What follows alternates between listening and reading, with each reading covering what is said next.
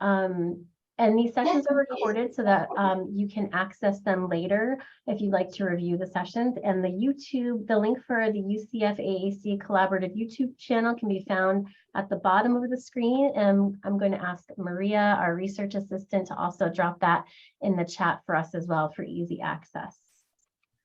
The UCF ECHO series is a project that comes out of the UCF AAC Collaborative, and it is made possible through support of the WITH Foundation. In terms of the formatting for today's session, we're going to have Mrs. Harrington speak about best practices in this particular topic area.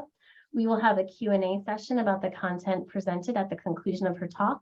So please feel free to put your questions in the chat. Maria will be monitoring those and collecting them for the end of the presentation. And then we will wrap up with a case study presentation and discussion around that case study so that everyone can participate in sharing knowledge about this particular topic. In terms of tips for a successful webinar, we recommend that you close any applications that can use extra bandwidth or resources on your device for best viewing. I've already discussed the Q&A period, and please do remain muted through the presentation to avoid any kind of background noise. You, of course, are welcome to unmute during questions and case discussion.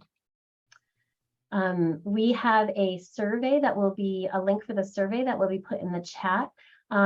Through the course of the series, we're collecting feedback about the efficacy of the training and its impact as a professional development model. So we welcome and strongly encourage your participation in these surveys. But we remind you that participation is always optional and it in no way will affect your ability to obtain CEUs for today's talk. The link is a Qualtrics survey and it takes just a few moments to complete. We will have another link at the end to gather your feedback on today's particular topic. So without further ado, I'd like to welcome my friend and colleague, Nancy Harrington, who is a subject matter expert on this topic today, which is involving adults with developmental disabilities in service plan decision making. So thank you, Nancy. We're thrilled to have you here. I'm going to stop my screen share so that you can share your slides with us. Okay, thanks very much, Julie.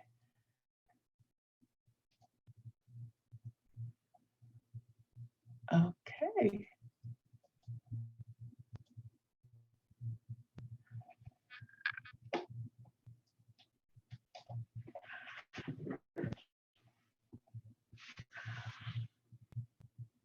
Okay, today we're going to talk about involving adults with developmental disabilities in service plan decision making. And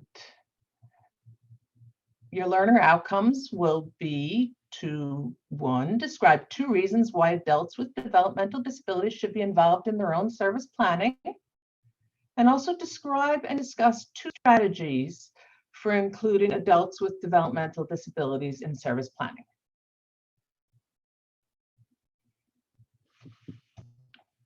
Okay, I just need to check something.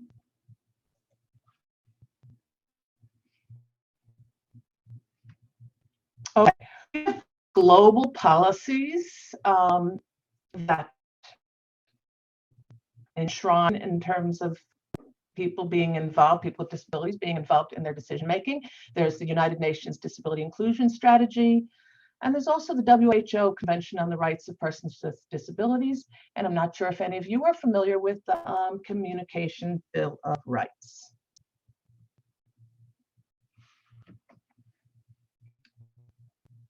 Okay. Through the UN Disability Inclusion Strategy, it systematically embeds the rights of persons with disabilities to ensure that their dignity and rights are respected and that there's an environment so that they can really fully participate on an equal basis with others.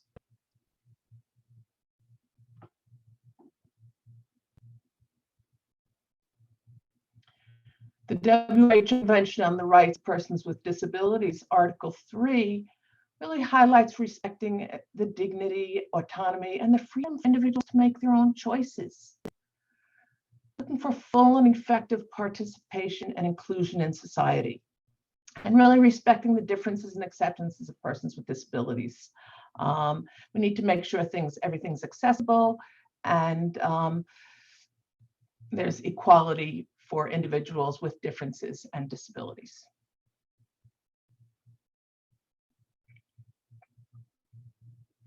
Article 19 recognizes the equal right of all persons with disabilities to live in the community with equal choices to others, so that they can enjoy full inclusion and participation in their community.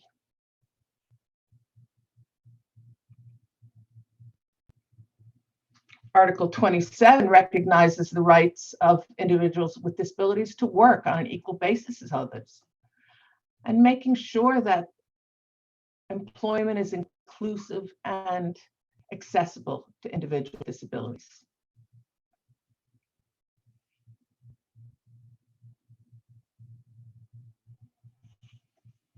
Okay. I'm having a little bit of a technical issue here with the computer, but I'll improvise. Okay, the Communication Bill of Rights was developed by the National Joint Commission for Communication Needs of Persons with Severe Disabilities. And all people with a disability of any extent or severity have a basic right to affect through communication the conditions of their existence. And beyond this general right, a number of specific communication rights should be ensured in all daily interactions and interventions involving persons with severe disabilities. They need to be able to participate fully in communication interactions, and each person has these fundamental communication rights. And they involve the right to interact socially, to request, to refuse or reject things that they don't want, to express their personal preferences and feelings and make choices from meaningful alternatives, to make comments and share opinions, and to ask for and give information, including those about changes in routine and environment. The right to be informed about people and events in one's life, and the right to access intervention and supports that improve communication. The right to have communication acts acknowledged and responded to, even when the desired outcome cannot be realized. The right to have access to a functioning AAC system. The right to access environmental contexts, interactions, and opportunities that promote full participation with a range of communication partners, including their own peers. The right to be treated with dignity and addressed with respect and courtesy. And the right to be addressed directly and not to be spoken for or talked about. We need to ensure that people can speak for themselves. And the right to have clear, meaningful, culturally and linguistically appropriate communications. So this is a tool that I often share with parents who share with service providers in the community as well. Because very often you might see families that are very grateful that they can get their adult with developmental disabilities into a program, and they're really pleased that there's a place for them to go. But sometimes they forget about all these rights, or they don't realize that, wait, hold on a second, let's step back and make sure that all these rights are honored for my young adult. So what I'd like you to do, we have a survey, and when you answer this survey, I'd like you to think about if they are meaningful interactions and involvements in service planning. So the individuals I work with are adequately prepared and involved in their own service planning in a meaningful way. So it's not just going to the meetings, but they're prepared and involved. So you're going to answer yes, no, or if you don't have involvement in service planning, you can just say not applicable. And Nancy, just so you know, I can see that results are rolling in. We have a little over half of our participants who've responded. We'll give a moment and then I'll share the results with you. Okay, thank you very much.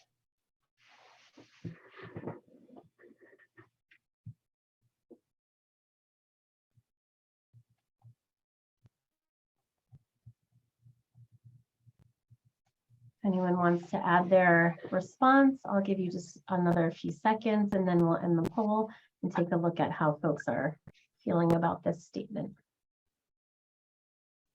Okay. Okay. So are you able to see the results? No, I am not. I'm getting a head nod from Maria. So I'll verbally report the results in case you can't see them. We had about Oh, I can see it now. Yeah, Okay, yeah. great. No, I had the full screen. So 56% say no and 0% say yes. Wow. That's a scary number, isn't it? So, so let's talk a little bit more about what we need to think about involving these individuals in their service planning.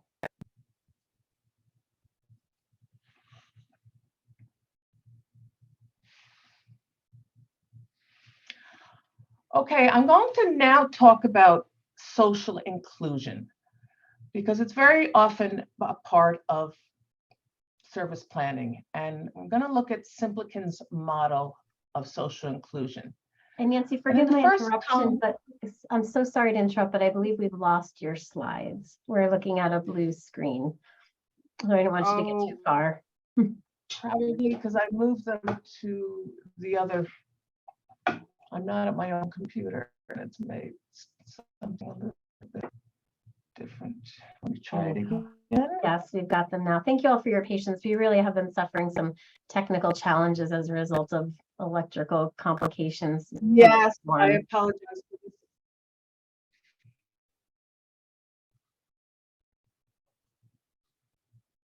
Unfortunately, my camera wasn't working in my office, so I had to go into a different computer.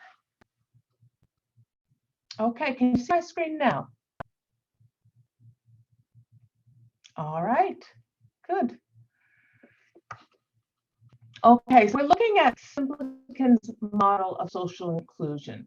And there are 3 columns there. The first one are definitions, which are common definitions for social inclusion. And they highlight things like interaction with others and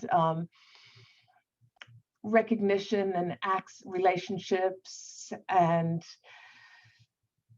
acceptance beyond the disability. And those are generally common themes within column 1 with all these definitions, with all the definitions. And then column 2 is the terminology that we tend to see when we're talking about social inclusion. There's the interaction, the community participation, the independent living, and the social capital. And then column 3 is really what it's all about, is looking for happiness and self-esteem and overall well-being. We want to decrease negative attitudes, promote decision-making, and really improve the quality of life for people with disabilities. We want to try to combat social exclusion and enhance participation in community and employment and social interactions. Ultimately, we really want people with disabilities to meet all their self-reported desires. And we're going to then dive in a little bit deeper into Simpleton's model of social inclusion. And initially, there's interpersonal relationships and community partnerships. So that initially the categories there, there's all the family and familiar people are the categories of interpersonal, but then there's also bonding or bridging. And bonding are those really close relationships that you have with people that are very familiar in your environment. But bridging relationships are those relationships that you develop with people that aren't those closest people to you, those other people in your environment. And working on developing those bridging relationships, that actually helps develop the skills for moving into employment settings. These are skills that are needed as individuals with disabilities move into employment. Then the structure, we're looking at the location of the interpersonal relationships and how long have you known people? Are the locations at home? Are they in schools? Are they in employment? Are they, through internet interaction? And what's the level of reciprocity and the intensity? What we often find is with individuals with disabilities, the reciprocity is not necessarily equal with the carers.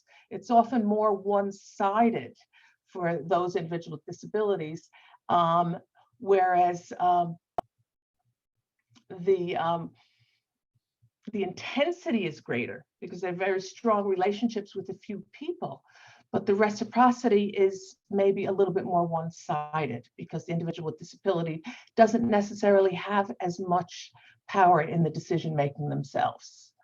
And then we look at the, how homogenous is the group? Are they, just in settings with other people with disabilities or other people their same age?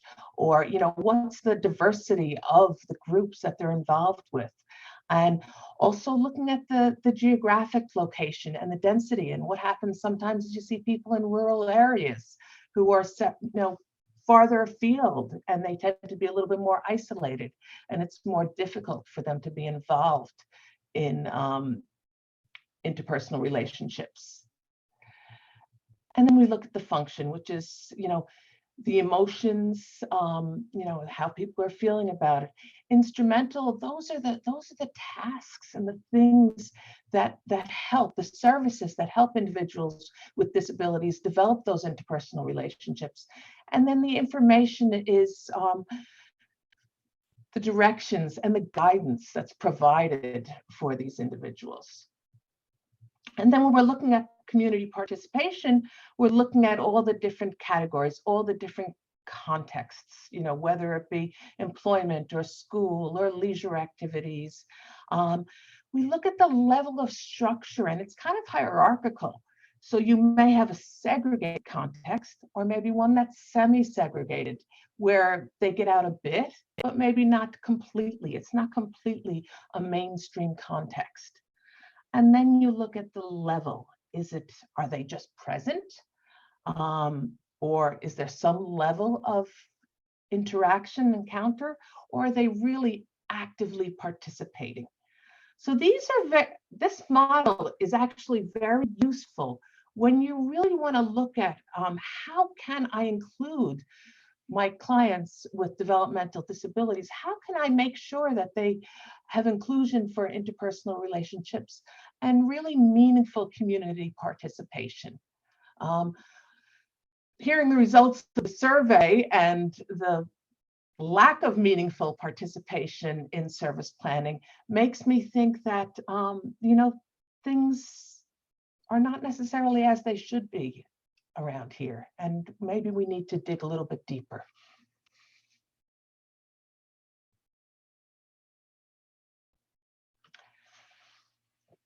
Person-centered planning puts individuals with disabilities at the center of their service and support planning, and identifies how they wish to live their lives and what's needed to make that possible. It's not what somebody else thinks that they should be doing, but it's what they think they should be doing. It's not necessarily having to fit into the structure that other people have decided is most appropriate, but really starting from the individual first. And what is it that they wish for? And through person-centered planning, there's the potential to facilitate improved social inclusion and community participation. And it's the process of continual listening and learning. And it's an ongoing process focused on what's important to someone now and for the future, and acting upon it in alliance with the people in their network, with their family and friends. And I think when you're talking about adults with developmental disabilities, very often it's their peers or their siblings. They're really important members of that group to help and assist with the person-centered planning process, because very often they are very attuned in to their sibling or close friend with disabilities. So we can't forget those people that are maybe of a similar age to the people that are planning.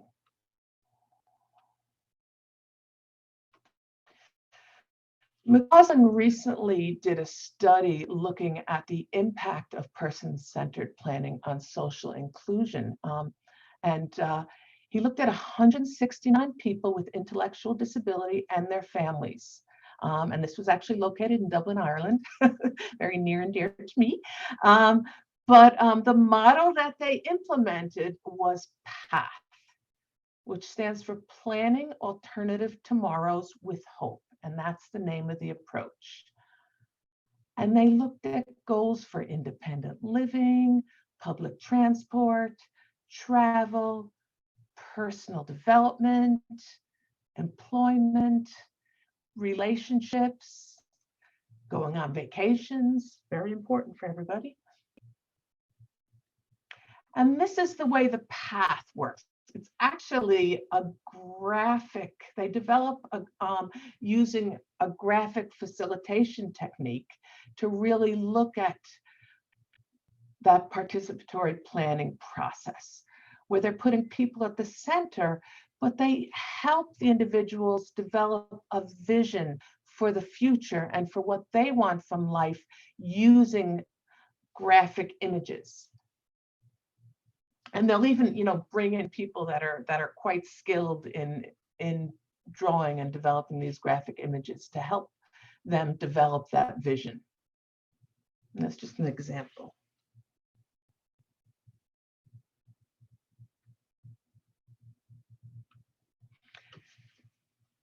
The results of McCausland's study indicated that there were enabling factors as well as barriers to the social inclusion. The enabling factors were when staff were familiar, and there was plenty of preparation for using the PATH service, for really knowing how to use that planning tool. It wasn't just, okay, let's go to a meeting and do this, but there was lots of time and preparation put into using the tool. There was plenty of communication and sharing of information back and forth with the individual with the disability and the facilitators. There was family involvement, was very enabling, as well as detailed activity planning to really enable the person to participate in all the activities. Some of the barriers they found were, and one of the most common ones was actually something that the individuals identified as myself, that maybe there were some interfering behaviors or anxiety with going out into the real world. There were issues with unfamiliar staff. The facility, the day facility where they were at, had some turnover of staff. And when there was unfamiliar staff, it was quite difficult, as well as if they were understaffed, and as a result, maybe people didn't get out as much as they should. Access to transport, which we mentioned previously, was also an issue, as well as for some of the participants, changes in health status. What they found overall, that it was mostly semi-segregated participation. When we looked at the model that we looked at previously, with kind of more occasional engagement, which they looked at, okay, this is a stepping stone for more involved participation, but we need to go further. We weren't quite there yet.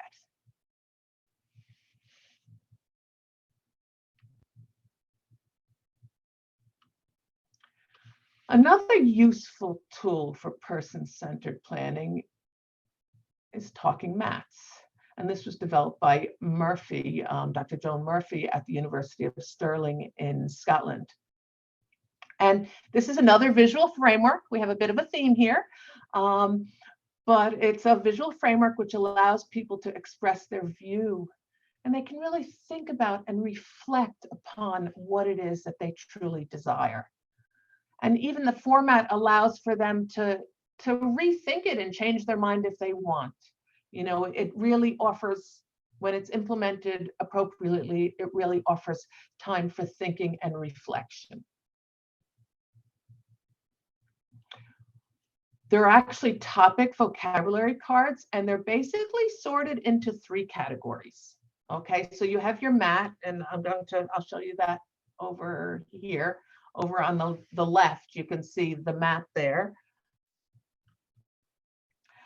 And the 3 categories that the vocabulary and topics are sorted in are: 1, I feel good about this. 2, I'm not really sure about it, kind of feeling so-so. Or 3, do not feel good about it.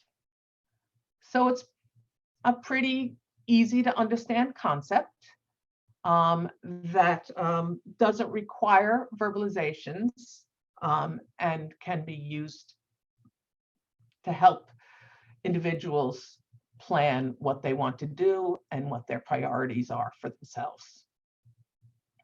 Talking Maths has, it's been around for a couple of decades. It's not something new. I think it's around since the 80s. And they have the traditional low-tech version, which you see on the left. And you can see the 3 columns for the 3 categories. And then they now recently have launched a digital application. So there's an app for Talking Maths, just as there's an app for just about everything else. So depending upon what the preferences are, you can either use the low tech or the digital. And the person, say they're using the low tech, they can either move the cards into place themselves, or they can tell the facilitator where they want them to go. If it's someone who has a significant physical disability, they can use eye pointing to indicate where they want the cards to go, so that they can be involved in decision making in terms of what they'd like to do and make the choices for their own plans.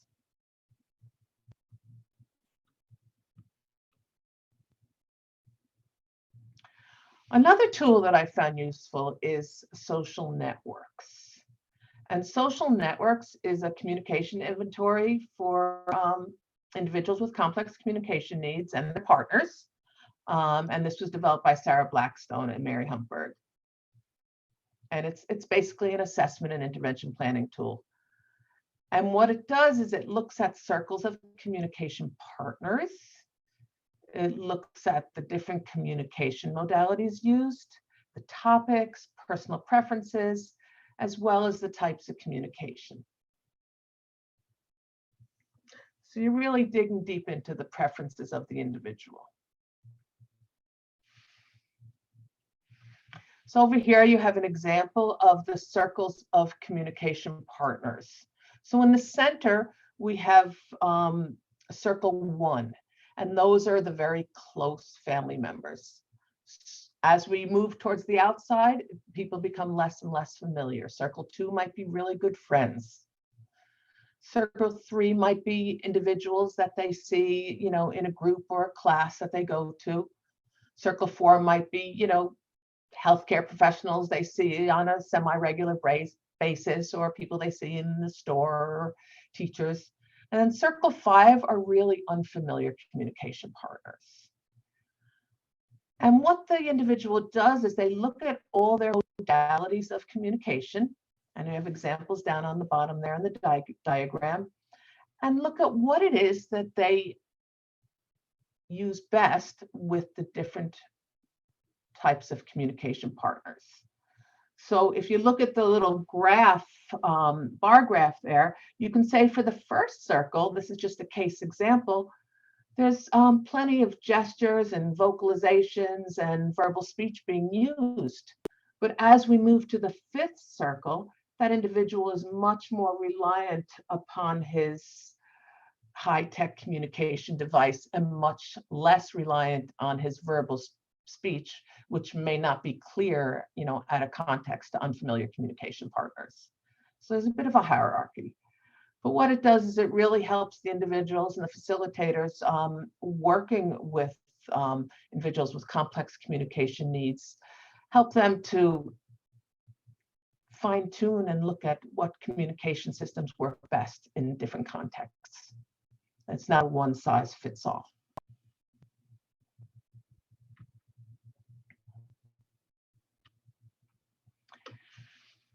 And the identification and development of an AAC system, really, it's only the beginning, and we can't highlight enough how the support for the person who uses it, as well as his communication partners, to address the needs in multiple environments is so important.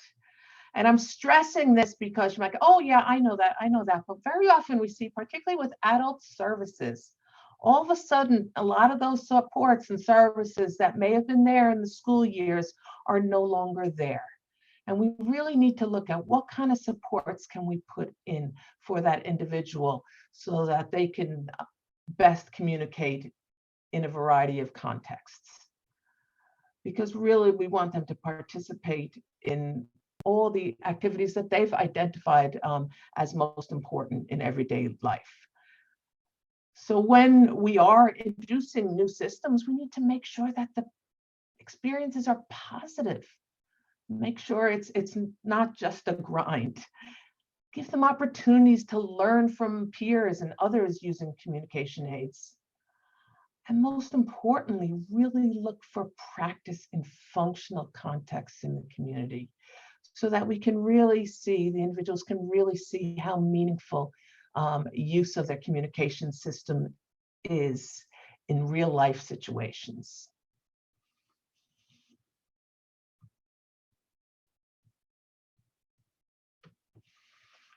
I'm going to talk a little bit about employment support. And individuals with developmental disabilities who receive employment support actually have had higher salaries, higher job ranks, and were employed longer than individuals who were not in a supported program.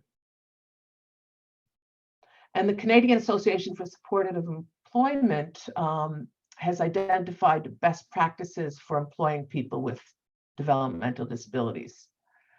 They need to have choice and control in their employment. They really value paid employment, not just volunteer work, where maybe they're kind of taken advantage of as free labor, or it's not looked at as just, oh, this is just a charity, but that it's meaningful paid employment. Partnerships, so that they're meaningful partners in the work environment, and full inclusion as a meaningful member of the team. Support in job searches is important so that the employment opportunities are those that are going to be meaningful and the individual is going to be successful. Individualized support is really important. And the natural support, which is actually the support that you're going to get from the employer within the context of the work environment in a more natural way, that's going to really help feed and fuel a successful employment situation. As I mentioned before, the longer there's support, then the more successful it is, with some continuous quality improvement.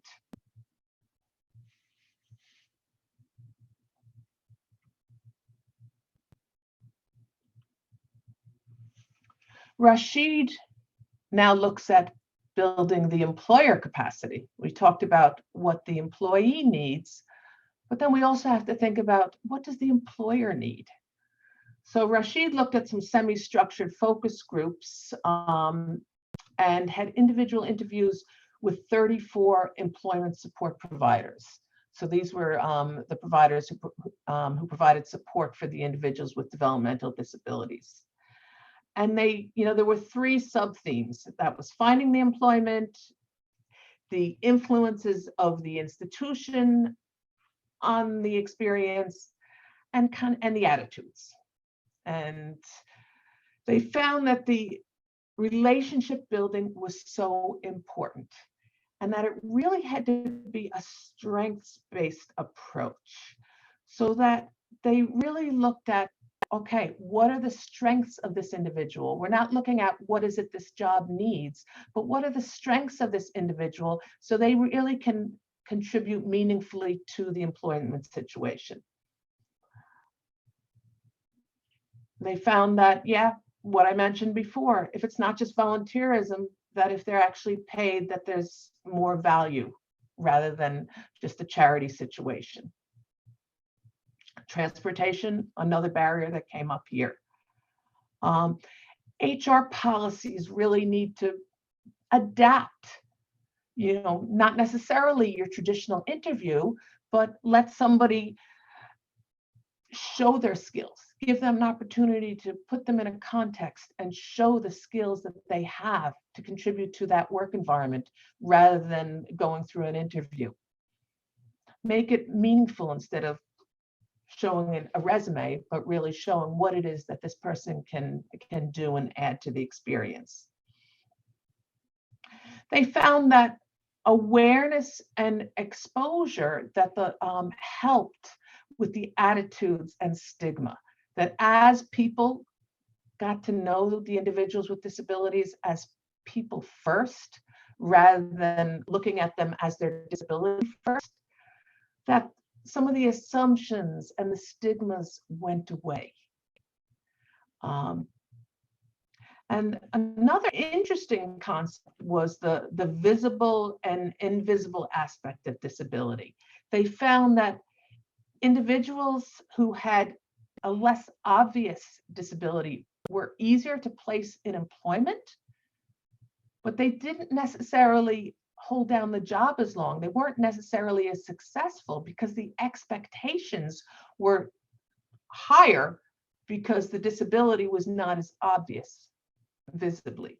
Whereas those had a more visible disability were more successful in the long term because the employers kind of recognized that there were some limitations or adaptations that needed to be made for that individual with disability.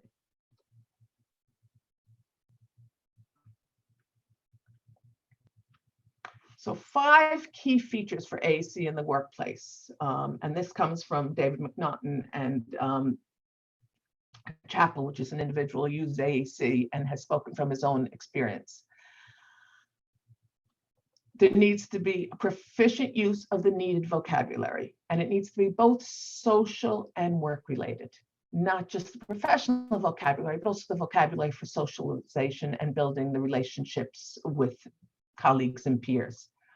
There needs to be speed of communication, and it might mean pre-programming vocabulary if necessary in order to complete some tasks. There needs to be multimodal communication, and this can include texts, emails, video conferencing, as well as use of communication aid. Email is really interesting because so many individuals who use AAC, when email came to the forefront, all of a sudden there was an equal platform. I started working in AAC long before there was email, and the interaction, you see how long sometimes it takes individuals to create messages. But if you're sending it by email, that time constraint is no longer there. So anyway, all these modes of communication are very important. A mixture of formal and informal communication, knowing how to communicate formally within a meeting, but also how to informally communicate and banter with your colleagues and peers, which is very important for team building, as well as communicating with both familiar and unfamiliar communication partners, and having those strategic competencies for when you have to communicate with unfamiliar communication partners, so they understand how you communicate. Okay, another tool that's very useful for increasing participation and communication is AC video visual scene displays. And video modeling approaches have been successful in teaching new participation skills to adolescents with developmental disabilities for quite some time. But by using video visual scene displays, the interventions can increase the independent participation and communication in the real world context for individuals with severe disabilities, as well as complex communication needs.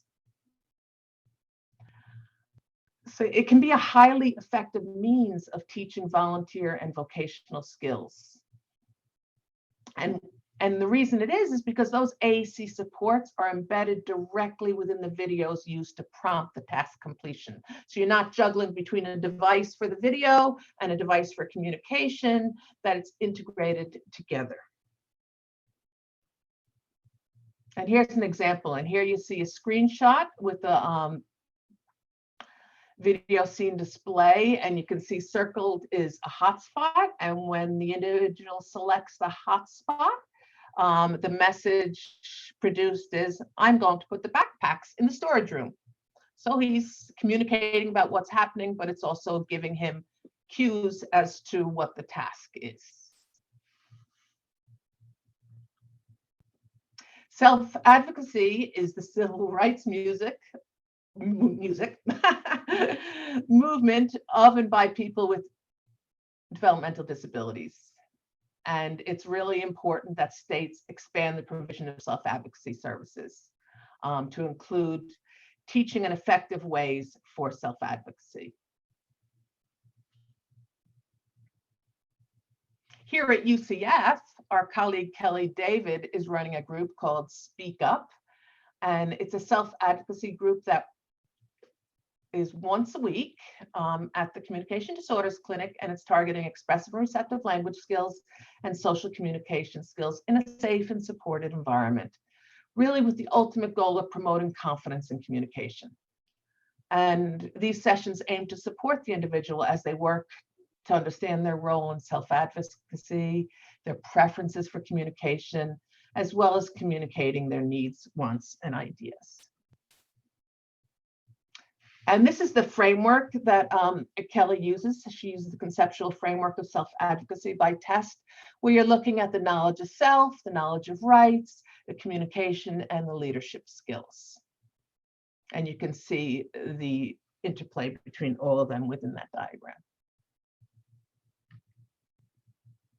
Here in Florida, and this has been around for a number of decades, it's not widespread in Florida, but there's an active group, a couple of active groups in South Florida in particular. It's the Florida Self-Advocates Network, and it's called Florida SAND. And this is an organization that was formed to expand the self-advocacy movement in Florida. And so it supports local grassroots efforts. They support legislative platforms for individuals with disability, networking with local businesses, and it's really about providing a united front and voice for advocacy. Oops. And just, this is a copy of the website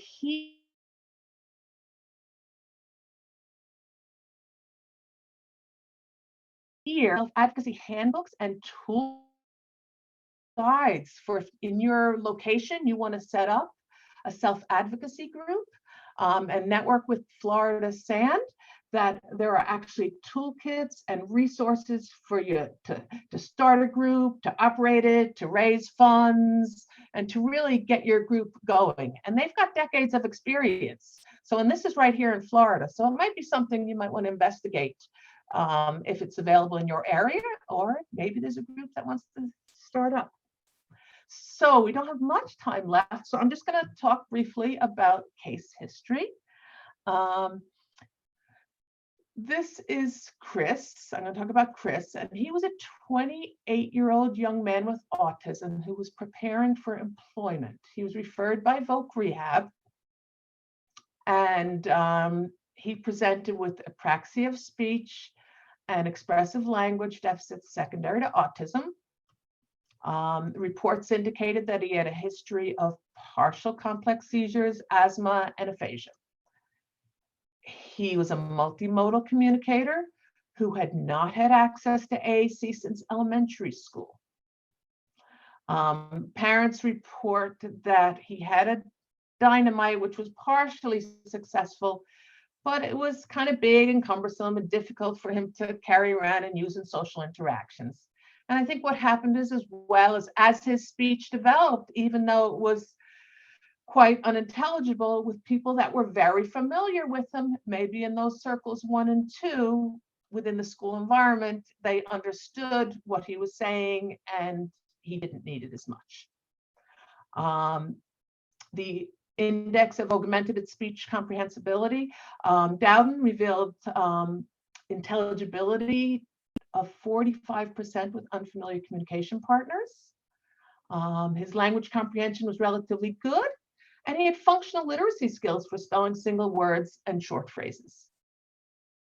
He arrived at the UCF Communication Disorders Clinic with an iPad mini that was provided by Voc Rehab with an AAC app already installed. And his mother reported that Voc Rehab had initially purchased a Jabla Smart 2, but there weren't enough buttons for him to use for functional communication, and there were difficulties programming it. So what is wrong with this picture? Anybody want to chime in?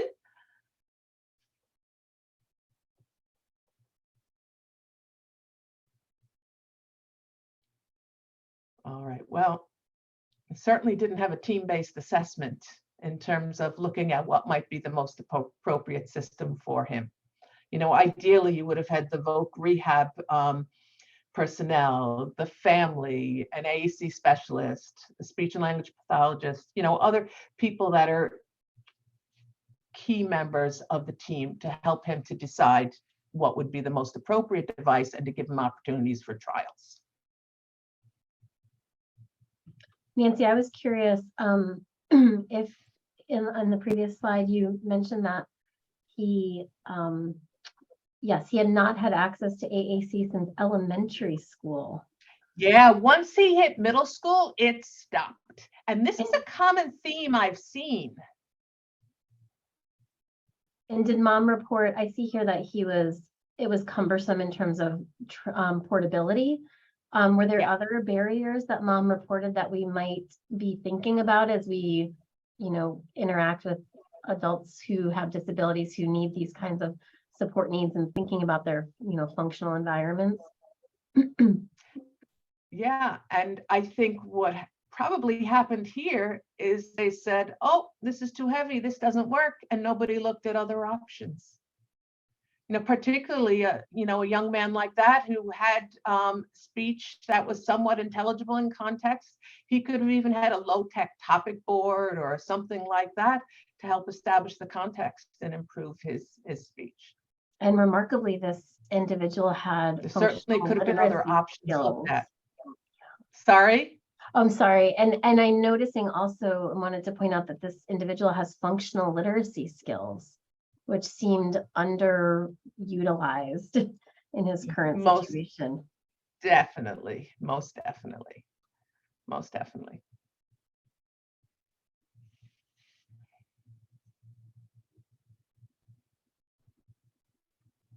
Because he was able to spell single words and short phrases. Whoops. Sorry, let me get back to the.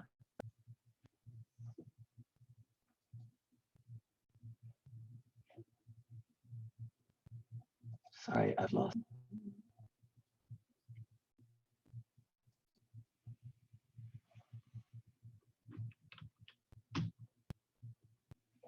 Oh.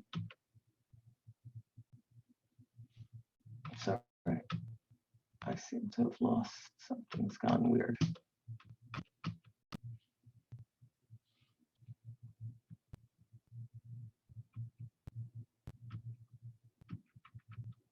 I apologize.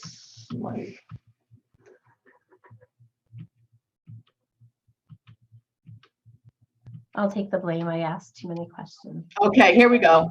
Yeah, no. Anyway, we circles 1 and 2 were used primary speech with increasing need for AAC for 3, 4, and 5. using talking mats, he expressed a strong preference for work in a store or a restaurant. His intervention looked at support for role playing for working in a store, because initially that looked like that was what was going to happen. There were pre-stored scripts for commonly used phrases in the work environment, so that he could get to that quick message, that quick language. But there was also a lot of work that went into practice repair of communication breakdown when using verbal speech. So what he did, he would type in keywords with the use of word prediction. And there was a little bit of frustration first, like, when do I, use the device? How do I fit it in? So we created a visual support for him that he was going to speak first, and then he could use the iPad if he wasn't understood. And that kind of reduced his stress levels, and he was much more successful. And then ultimately, his employment support worker reported that after he left us, that he ended up having a work placement in a restaurant, but the family had worked closely with us and was able to pre-store commonly used phrases for the new work environment, and he was able to use the strategies that he had learned for repair of communication breakdown as well. All right. Any questions? I know we're very close on time.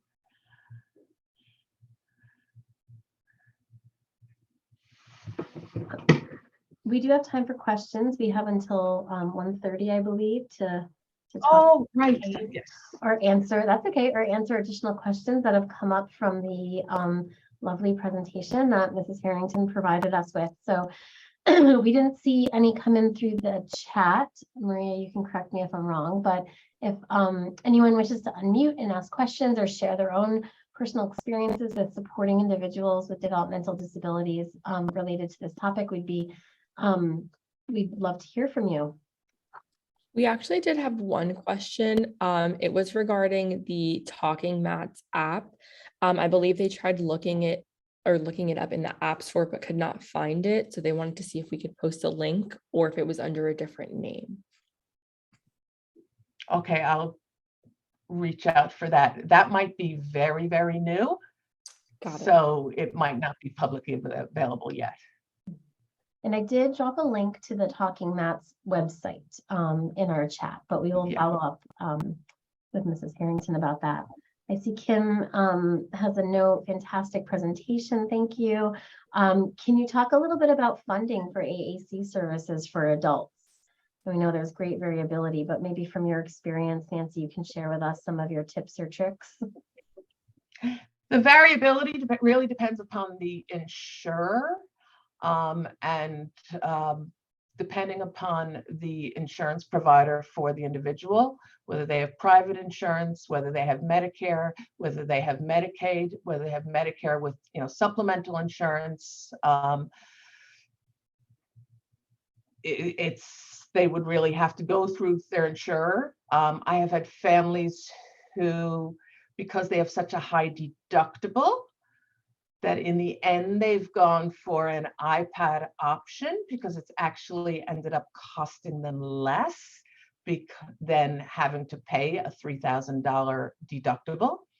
And if it was something like you were looking at a Nova Chat and then they could get a touch chat app on an iPad, it was very similar and it was able to meet the individual's needs. Voc Rehab does provide funding. So if someone is under the services of Voc Rehab, they will provide funding for both the technology and the training.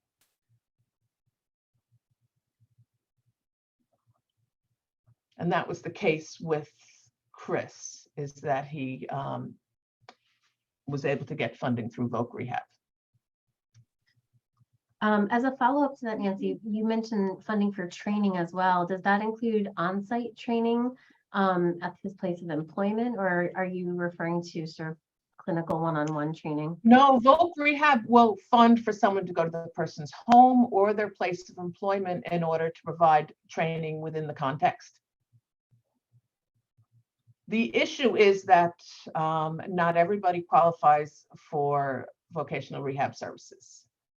And sometimes individuals with very complex needs may not receive services.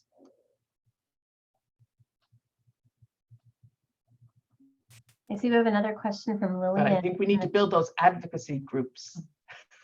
Yes. Yes, that's true.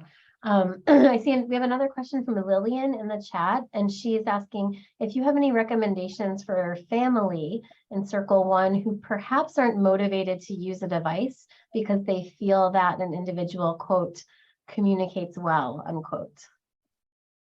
This is where social networks is actually a very useful tool, because you can systematically sit down with the family and look at the different contexts. And the family can visually see how, oh, yes, they're quite effective with communicating with their speech with those of us in Circle 1. But in order to broaden their experiences and participation in whether it's vocational opportunities or social inclusion, they want to broaden out to those other circles, and they may need other modalities of communication there. So that's actually a really good question, because it's exactly why that tool can be extremely useful.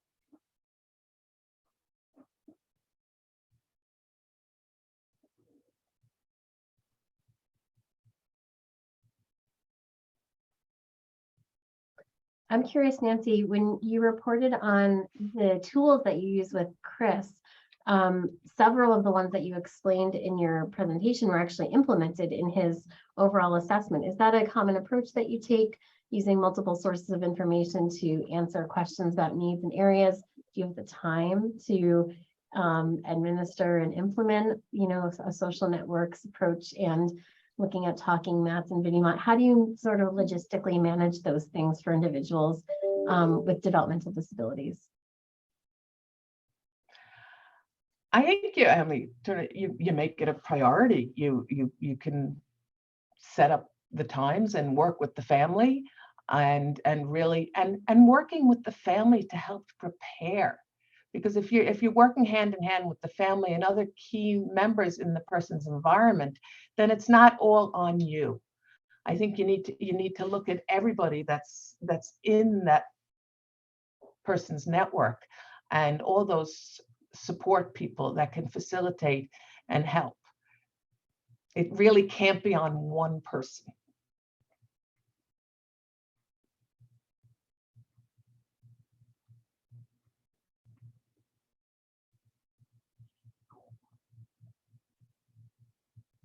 Do we have any other questions from our group today, or does anybody want to share a personal experience that they've had with working with adults in their own caseloads? I lost sound for a little bit there. Julie, were you asking me a question? Oh, no, sorry. I was just reaching out to the group to make sure we were getting everyone's questions answered, and offering an opportunity to share any experiences that they've had with individuals on their own caseloads.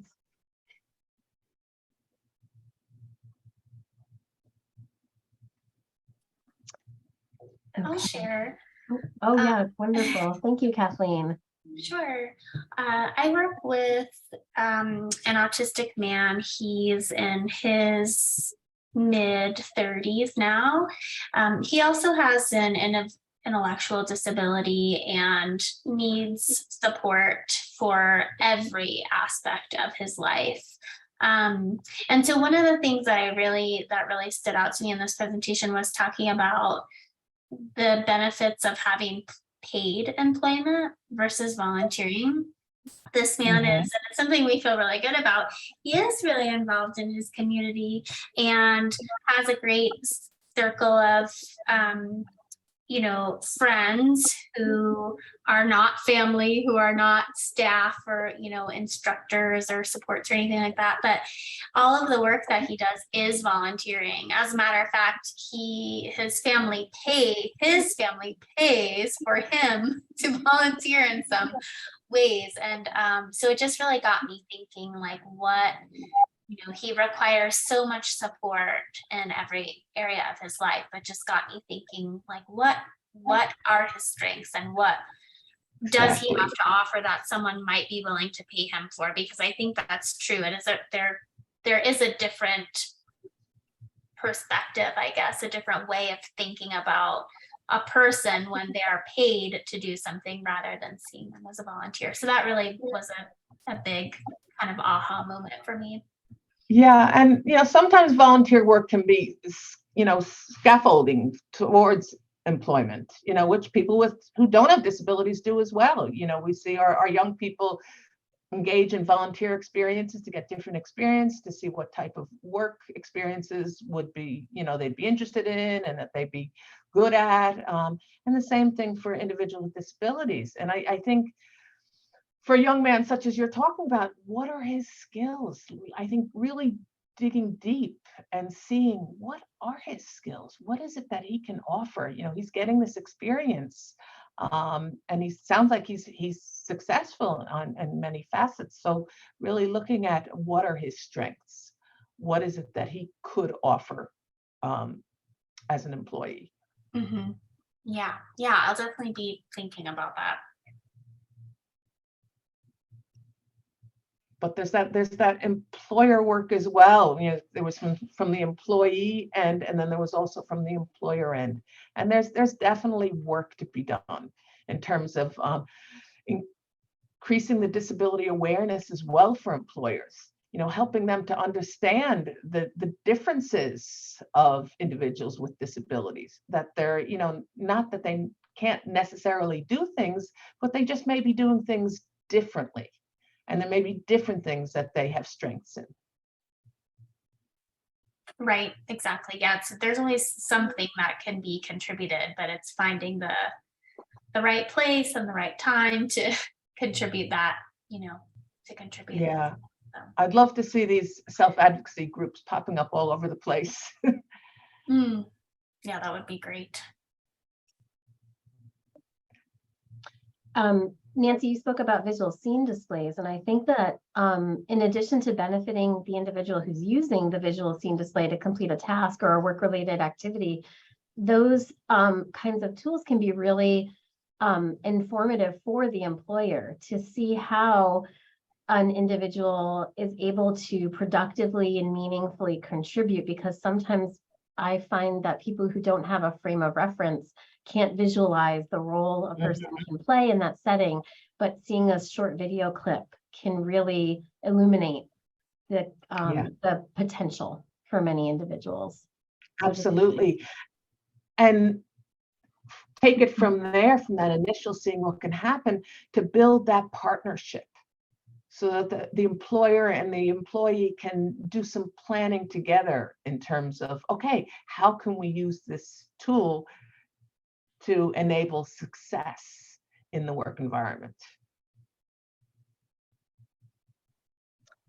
I see we have another question from Kim Hurley. She's asking if you have any good strategies for supporting DSPs or direct support personnel who could be working with individuals who use AAC. She says in her experience, she's found that direct support personnel are often unaware of how to support non-speaking adults. Yeah, and there needs to be training. I think that's something that, as speech and language pathologists and AAC professionals, I think we need to take that on and look at the partner training. That it's not just about training the individual, but we need to look at the communication partners so that they can help to facilitate and empower the individuals who use AAC in these environments.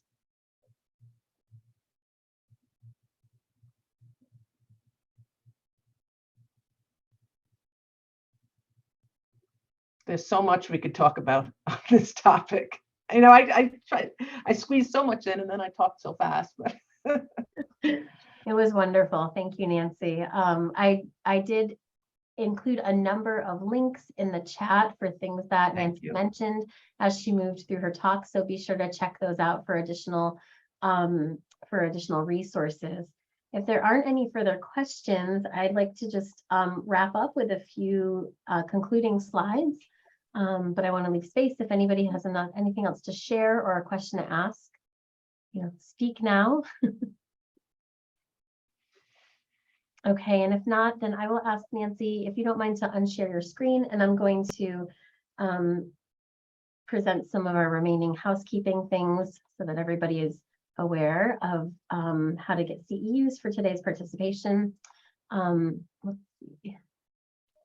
Okay, but before we do that, I would like to ask if you are able to consider taking the post-session survey that will allow us to integrate your feedback about what you found useful into our ongoing professional development series. Again, participation in the survey is optional. Maria has kindly dropped the link in the chat, and your CEs are not contingent upon it. But myself and Maria and Nancy and Carolyn Buchanan and Dr. Kent Walsh are conducting some research related to the effectiveness of this professional development model, and we're eager to hear from our participants. So please consider taking a few moments if you have the time to do so. Reminders, we have ECHO again next week on the 19th, starting again at 12 noon Eastern Standard Time. We have a subject matter expert joining us, Chris Klein. If you have a case study that you would like to submit for Chris's talk, you can do so by clicking on the link, or rather, I'll have Maria add the link if she can to the chat there. And then a reminder that we have additional, ECHO's not done yet. We have additional trainings coming up, and you can find those on the UCF ECHO website. Following the session, you will receive a form and a newsletter that provides a synopsis of what was discussed today. You will, if you do participate or have participated in multiple ECHO sessions, you only need to complete one participant form to receive CEU credits through ASHA. And as a reminder, you only receive CEU hours for live session attendance, but we are archiving all of these sessions on the UCF AAC Collaborative YouTube channel. I'll ask Maria to drop that link again in the chat rather, for easy access. So you can always go back and take a look at what was presented.